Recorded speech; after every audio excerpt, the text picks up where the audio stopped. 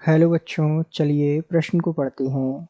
Alkene electron स्नेही योगात्मक अभिक्रियाएं क्यों दर्शाती है, इसकी क्रियाविधि का वर्णन कीजिए। तो आइए बच्चों, मुख्य अवधारणा को समझते हुए हम इस प्रश्न को विस्तार पूर्वक हल करते हैं तथा क्रियाविधि को विस्तार पूर्वक समझते हुए इसके उत्तर को पाते हैं।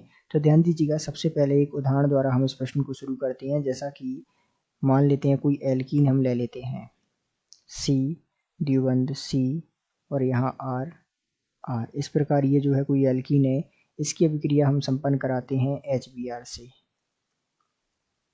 तो यहाँ इस प्रकार ये अभिक्रिया संपन्न होगी और ये जो अभिक्रिया है ये जो है इलेक्ट्रॉन स्नेही अभिक्रिया होगी।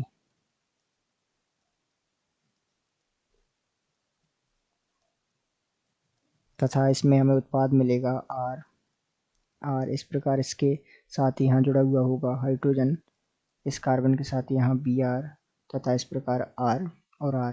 तो ये जो अभिक्रिया है, ध्यान दीजिएगा, इसमें होता क्या है, जैसा कि हम देख पा रहे हैं कि ये जो एल्कीन हमने ली है द्विबंध कार्बन R, इसमें ये जो है द्विबंध है यहाँ पर, अर्थात ये जो एल्कीन है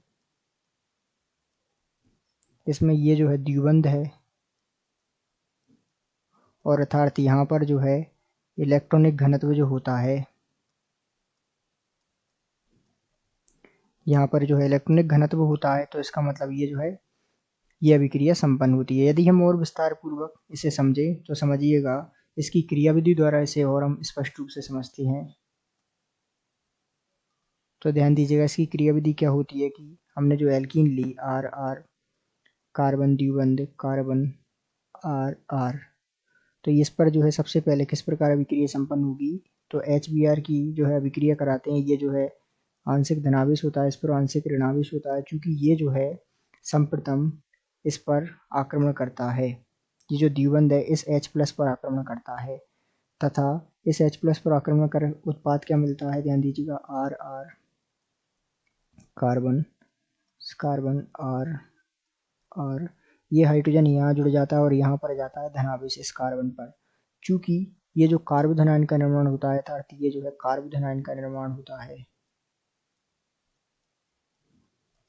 कार्बोधन आयन का निर्माण होता है तथा आगे अभिक्रिया पर जो है Br- आक्रमण करता है और अंततः हमें उत्पाद क्या मिलता है, तो यहाँ हमें प्राप्त होता है C, यहाँ पर जुड़ा है H, कार्बन यहाँ पर जुड़ जाता है Br और इससे जुड़े हुए हैं R। तो इस प्रकार जो है ये अभिक्रिया संपन्न होती है तथा ये जो अभिक्रिया है वो है इलेक्ट्रॉन स्नेही योगात्मक अभिक्रिया। तो आइए हम समझते हैं कि जो है एल्कीन इलेक्ट्रॉन स्नेही योगात्मक अभिक्रिया हमने समझी तथा इसकी क्रियाविधि द्वारा इसे विस्तार पूर्वक समझा। आशा करते हैं आपको समझ आया होगा। धन्यवाद।